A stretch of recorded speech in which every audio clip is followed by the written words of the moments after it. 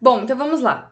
Toda vez que a gente fala de interação gênica, nós estamos nos referindo a vários genes, né, que de alguma forma condicionam um fenótipo, tá? Seja por adição, né, ou seja, cada um contribui um pouquinho, seja por um influenciar o outro a se expressar ou bloquear a sua expressão, tá? Ou seja, por eu ter um gene determinando uma característica que vai me gerar uma gama de fenótipos depois, tá? Então, um desses fenômenos que a gente estuda é a tal da pleiotropia. A pleiotropia é o fenômeno no qual um gene, ele condiciona ou influencia mais de uma característica. Então, pode ser que ele determine uma coisa aparentemente muito simples, né? Como, por exemplo, a troca de um aminoácido, mas que gere um efeito no organismo muito grande. Então, é isso que a gente chama de pleiotropia. Por exemplo, a gente tem uma doença chamada osteogênese imperfeita, tá? Que é o que a gente chama popularmente de ossos de vidro.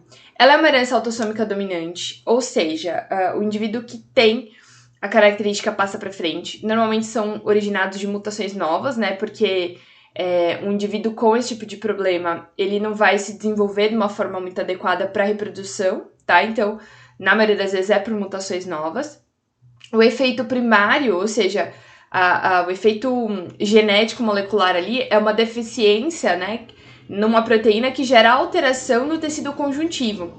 E os defeitos secundários incluem ossos frágeis e otosclerose, tá? Então, são alterações de um tecido que levam a alterações em vários outros. Por quê? Porque o tecido ósseo, ele é um tecido conjuntivo, né? É um tipo de tecido conjuntivo. Então, se gera uma alteração no tecido conjuntivo, gera alteração na maior parte dos tecidos do nosso corpo.